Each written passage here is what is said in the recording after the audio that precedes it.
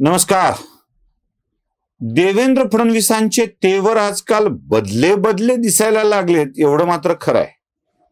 म्हणजे नेहमी असं लाईट मोड मध्ये सिरियस मोड मध्ये बोलणारे देवेंद्र फडणवीस यावेळेला बरेच षटकार मारायला लागलेत आणि बॉल फिल्डरच्या डोक्यावरून निघून चाललाय ते लांबच लांब पडतोय.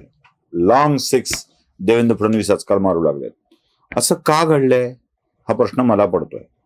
म्हणजे मी देवेंद्र फडणवीसांचं कौतुक करण्यासाठी हा व्हिडिओ करत नाहीये. मला प्रश्न पडलाय की काय असं असेल की देवेंद्र फडणवीस आपली इमेज आता हिटमॅन अशी करताय. एकाला बोललं ठीक आहे, दुसऱ्याला बोललं ठीक आहे, अरे बॉल आला की फटकावला, बॉल आला की फटकावला असं चाललंय. झालंय काय की बाकी नेते जे षटकार मारतायत त्याच्यावर फडणवीसांना सुद्धा आता त्यांच्या समर्थकांच्याकडूनच्या ज्या अपेक्षा आहेत ते षटकार मारताना दिसत आहेत. त्यांचं अर्थात जसं आमचं आवडतं व्यक्तिमत्व म्हणजे संजय राऊत, तसं देवेंद्र फडणवीसांचं आवडतं व्यक्तिमत्व सुद्धा संजय राऊत आहे. म्हणजे आता ते त्यांना बोलताना अक्षरशः असा तुम्ही ते लहान मुलांनी खेळलेला खेळ म्हणता ना,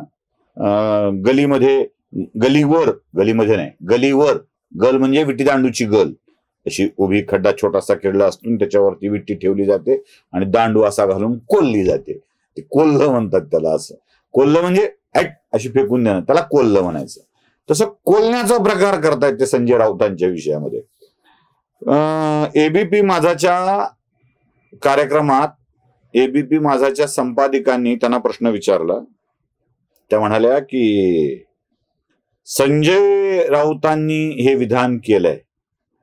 अरे का भन्नाट बोलले देवेंद्र फडणवीस. जरा एबीपी माझ्या संपादकाचा प्रश्न ऐकूया. संजय राऊतांनाही दिसतंय त्यांनी तपास मागितलाय की मुख्यमंत्र्यांना बदनाम करण्यासाठी नागपूर निवडलं गेलं का. ऐकला, यावर फडणवीसांचं उत्तरच भन्नाट होतं. जरा बघा. खरं म्हणजे त्यांना स्वतःचा तपास करून घेण्याची आवश्यकता आहे. अनेक चांगले आता मनोरुग्णालय तयार झालेले आहेत. जर आवश्यकता असेल तर सरकारच्या वतीनं आम्ही त्याचा सगळा खर्च करू.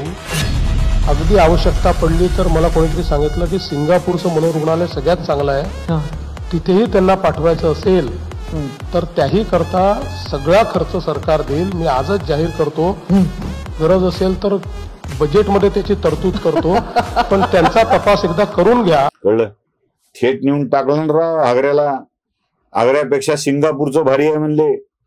सिंगापूर, आग्रा, अजून कुठला असेल त्या ठिकाणी त्यांच्यावर उपचार करायची तयारी देवेंद्र फडणवीसांची आहे. सरकारचा खर्च करायची तयारी आहे. वेगळी बजेटरी प्रोव्हिजन करायची तयारी आहे. क्या क्या कर रहे हो देवेंद्रजी. इतके उपकार संजय राऊतांच्यावरती, विश्वप्रवक्त्यांच्यावरती. आश्चर्य आहे खरं तर. बरं, ते दुसरं एक अजून पत्रकारांनी विचारलं. पत्रकारांना म्हणले आधी एकनाथ शिंदेंनी कोल्हा. काय असतं, विट्टी झालं ना की कुणी दांडू कुठून लागेल सांगता येत नाही. म्हणजे भेटेल तो आपला दांडू लावतो विट्टीला कोलतो, अशी स्थिती आहे सगळी. म्हणजे संजय राऊतांच्या विधानावर प्रश्न विचारला गेला, आधी एकनाथ शिंदेनी कोल्लं. ऐका. संजय राऊत नाही अरे बाबा, अच्छा अरे बाप रे विश्व काय, अरे बाप रे विश्व काय.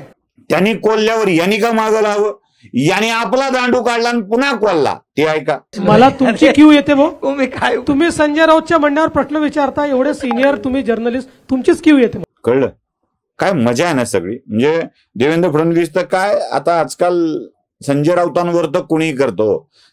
त्याला देवेंद्र फडणवीसांनी बोलण्याची गरज नाही. आमच्यासारखे कित्येक जण रोज कोलतात, त्याला काय एवढं विशेष. त्याच्यामुळं यांच्या कोलण्याचं काही विशेष नाही आहे. फडणवीसांनी चक्क ठाकरेंच्या बाबत प्रश्न विचारला. कोणते ठाकरे लाडके आहेत, ऐका तो प्रश्न. लाडके ठाकरे कोणते, जास्त लाडके ठाकरे, उद्धव ठाकरे की राज ठाकरे. उत्तर काय, ऐका ते उत्तर. बघा, ठाकरे असे आहेत की त्यांना आपण लाडकं म्हणायचं आणि त्यांनी आपल्याला दोडकं म्हणायचं. कुठे भानगडीत पडता. दोडके ठाकरे म्हणे, कुणाला लाडके म्हणायला ते दोडके करतात, एवढं खरं आहे. म्हणजे राज ठाकरे जरा हिंदुत्ववादी, जरा बरे म्हणून जवळ करायला जावं तर हे हाड म्हणतात. ते अजून काय काय म्हणतात, ते हिंदूंना शिव्या घालायला, स्वतःला हिंदुत्ववादी म्हणत हिंदूंना शिव्या घालायला जातात. हे सगळं बोलून झालं. परत उद्धव ठाकरेंशी संबंध नाही हे सांगून टाकलं, तेही ऐका. गेल्या 5 वर्षात माझा उद्धवजींशी संबंध राहिला नाही, माझा राजशीच संबंध राहिला, राज ठाकरेंशीच माझा संबंध राहिला. उद्धवजींनी संबंध तोडून टाक, ठीक आहे, म्हणजे मारामारी नाहीये, समोर आलो तर आम्ही चांगलं बोलतो, नमस्कार करतो, म्हणजे माझा संबंधच नाही हे सांगून टाकलं. बरं ठीक आहे, ठाकरे झाले, राऊत झाले, हे एकाच कॅटेगरीतले झाले, म्हणजे सेना या कॅटेगरीतले झाले. हे शरद पवारांच्या विषयी बोलताना फार भारी बोललेत फडणवीस एका कार्यक्रमात, आणि ते उत्तर दिलं जयंत पाटलांना. जयंत पाटलांनी प्रश्न काय विचारला ते आधी ऐका. माननीय शरद पवार साहेब आणि उद्धव ठाकरे साहेब यांचे 2-2 वाक्यात तुम्ही वर्णन कसे कराल? आता ह्याच्यावर देवेंद्र फडणवीसांनी म्हणावं गपचूप, म्हणजे शरद पवार किंवा काय याच्याविषयी बोलावं, काय 1-2 वाक्य बोलायचं ते बोलावं. त्यांनी एकच वाक्य वापरलं.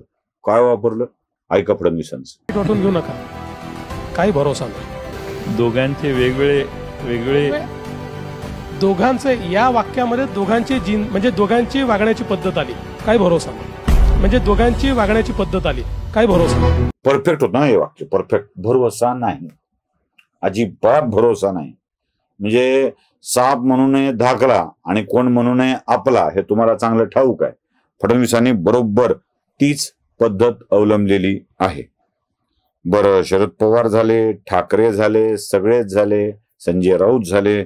आता उरतात ते आव्हाड, आणि आव्हाडांना तर अक्षरशः विधानसभेत कोल्लंय. औरंगजेबाविषयी काय वाटतंय ते सांगितलंय, तुम्ही शिवाजी महाराजांच्या विषयी काय ते म्हणाल ते सांगितलंय. जरा विधानसभेतला ऐक. कोरटकर वगैरे तर चिल्लर लोक आहे हो. मला सांगा, जितेंद्र आव्हाड काय बोलत, त्याच्यावर कधी निषेध नाही केला तुम्ही?